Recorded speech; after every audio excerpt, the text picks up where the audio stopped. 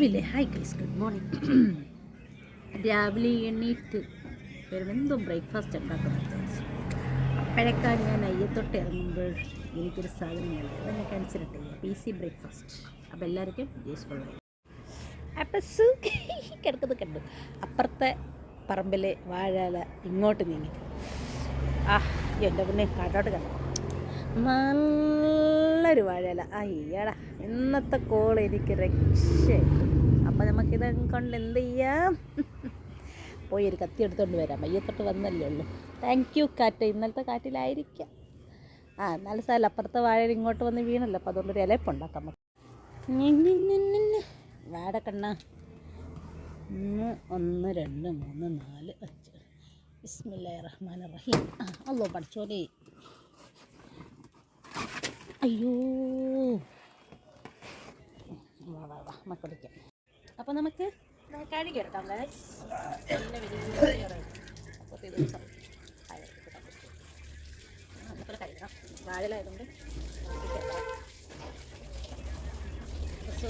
നല്ല വൃത്തി കഴുകിയിടണം.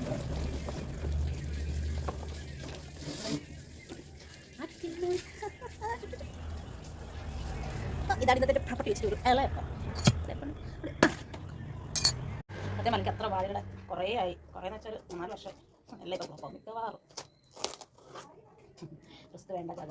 ഇങ്ങനെ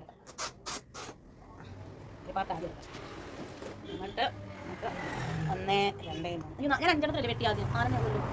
ഞാൻ പകുതി അവിടെ കട്ടാക്കി കളഞ്ഞു. അപ്പോൾ അതിന് വേണ്ടി ചേരുവെന്ന് വെച്ചാൽ തേങ്ങയും ശർക്കരയും. ഓക്കെ, ഞാൻ ഗോതമ്പ് വെച്ചാൽ ഉണ്ടാക്കുന്നതെന്ന്. ഗോതമ്പും ഇച്ചിരി നെയ്യ് വെച്ചൊന്നൊരു ടേസ്റ്റാണ്. ഇച്ചിരി ഉപ്പും അപ്പം കലക്കി വെച്ചുണ്ടാക്കും. ക്യാമറ വെച്ചാൽ ആരുമില്ല, അല്ലെങ്കിൽ പിള്ളേരടിക്കില്ല. സാരമില്ല, ഇങ്ങനെ അഡ്ജസ്റ്റ് ചെയ്യും. സോ നമുക്ക് മാവ് നല്ല പോലെ ചെറിയ ഇതിൽ മതി ഇലയിൽ വെക്കുന്നു.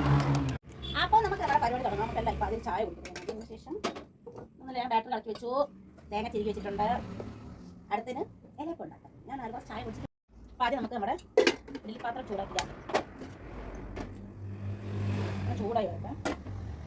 അപ്പോൾ നമ്മുടെ കുക്കിംഗ് നമുക്ക് തുടങ്ങാം. അപ്പോൾ എനിക്കറിയത്തില്ല എത്ര നേരം പെർഫെക്റ്റ് ആവുമെന്ന്. ഞാനങ്ങനെ തുടങ്ങും. യൂട്യൂബിൽ ചേച്ചി കാണിച്ചിട്ട് ഞാനങ്ങനെ ചെയ്തു കേട്ടോ. ഇങ്ങനെ ദോശ പരത്തുന്ന പോലെ പരത്തണം. അപ്പോഴേ നല്ല സോഫ്റ്റ് ആയിട്ട് ഇടി നമുക്ക് ഇലപ്പം എടുക്കും. നമ്മൾ ചെറിയ ശർക്കര ചേർക്കാം.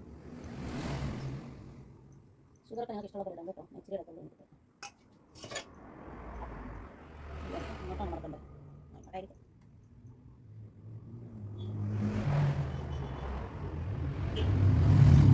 അതേപോലെ കണക്കിൽ അവിടെ നിന്ന് കൊഴുകി ഒഴുകി വരും.